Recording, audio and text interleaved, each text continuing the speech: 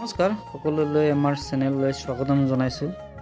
আজি এতিয়া আছোঁ আমি হাৰমতি ষ্টেচন। আমি ইয়াৰ পৰা যাম দিল্লীলৈকে, নিউ দিল্লীলৈকে। আৰু ৰাজধানী এক্সপ্ৰেছখন আছে আপোনাৰ প্ৰায় 1মান বজাত আছে ৰাতি। এতিয়া 12টা বাজিলেহি আৰু 1 ঘণ্টামান আমি এই ঠাণ্ডাতে বহি থাকিব লাগিব। ছোৱালীও সাৰে আছে, এতিয়ালৈকে শোৱা নাই। আৰু আমাৰ এই ট্ৰেইনখন আহি পালে। এতিয়া আমি এইখনত উঠি প্ৰায় 36 ঘণ্টা বা 38 ঘণ্টা আমি দিল্লীলৈকে যাত্ৰা আৰম্ভ কৰিছোঁ। ৰাতিপুৱা আহি আমাৰ ব্ৰেকফাষ্ট দিলেহি। ৰাজধানী এক্সপ্ৰেছৰ ভালেই খোৱা বোৱা। আমাৰ ছোৱালী আৰু বন্ধু দুজন পালে লগ, তাৰ লগতে এয়া বদমাচি আৰম্ভ কৰিলে।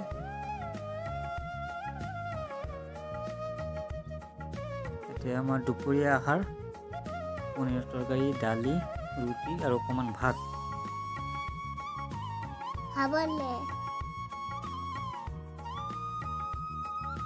মই ড্ৰয়িং কৰি আছো, মা মোবাইল চাই আছে। ছোৱালীয়ে ড্ৰয়িং কৰাত ব্যস্ত আৰু মাক হ'ল মোবাইল চোৱাত ব্যস্ত। মই ওপৰৰ পৰা ভিডিঅ' কৰি আছোঁ। এতিয়া ছোৱালী অলপ আৰম্ভ কৰিলে তাৰ জিমনাষ্টিক ট্ৰেইনৰ ভিতৰতে। আমি আহি পালোঁ, 38 ঘণ্টাৰ মূৰত নিউ দিল্লী ষ্টেচন নামিলোঁ। আমি উঠি কুলি এজন লৈ বাহিৰৰ ফালে ওলাই গৈ আছোঁ। এতিয়া আমি চিৰিৰে তলফালে নামি আহিছোঁ আৰু তাৰ পৰা এখন ৰিক্সা ল'লোঁ আৰু ৰিক্সাক লৈ উঠি আমি RK মিছন মেট্ৰ' ষ্টেচনৰ ওপৰত আমাৰ নাইট ছুপাৰ কাউণ্টাৰ আছে, আমি তালৈকে গৈ আছোঁ। বাছ আছে, এইখন ধুনীয়া বাছ, আমাৰ ফিক্স বাছত আমি উঠি বহিলোঁ 6টা বজাত সন্ধিয়া। আৰু ইয়াৰ পৰা আমাৰ যাত্ৰা আৰম্ভ হ'ব মনালীলৈকে। প্ৰায় 12 ঘণ্টা 13 ঘণ্টামান লাগিব। এতিয়া আমি ধুনীয়াকৈ বাছত উঠি চবেই বহিলোঁ আৰু আমাৰ ছিটটো যথেষ্ট ভাল আছিলে, সন্মুখৰ ছিট পালোঁ আমি। আৰু এয়া সন্ধিয়াৰ দৃশ্য নিউ দিল্লী টাউনৰ। আৰু ইয়াতে জাম জঁটটো বহুত সমস্যা হয়, লগতে ইমানখিনি গাড়ী একেলগে চলি আছে।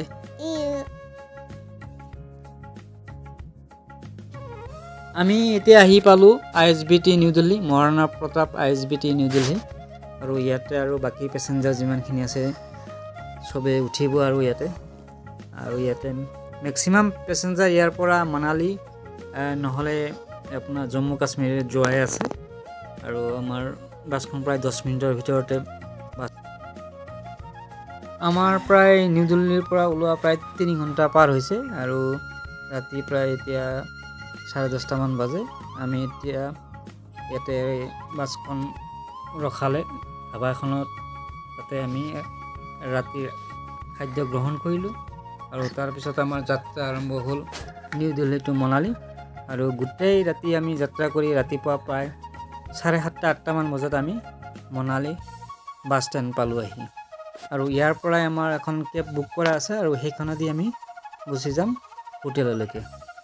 এয়া ধুনীয়া দৃশ্য, মনালীৰ বৰফেৰে ঢাকি আছে ওখ ওখ পাহাৰ। আৰু এই দৃশ্য চাবৰ কাৰণেই আমি ইমান দূৰৰ পৰা আহিছোঁ। আৰু এতিয়া আমি কেব ড্ৰাইভাৰে আমাক লৈ যাব হোটেললৈকে, তাতে আমি অকণমান ৰেষ্ট লৈ ওলাই আহিম।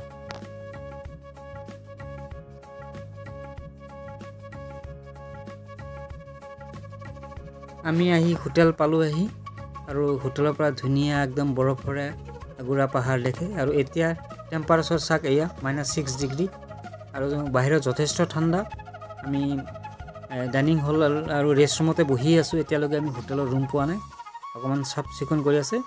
আৰু অকণমান পিছতে আমাক হোটেলৰ ৰুম পাম, তাতে গা পানী ধুই আমি এতিয়া আজিৰ দিনটো লোকেল চাইট চিন কৰিম মনালী।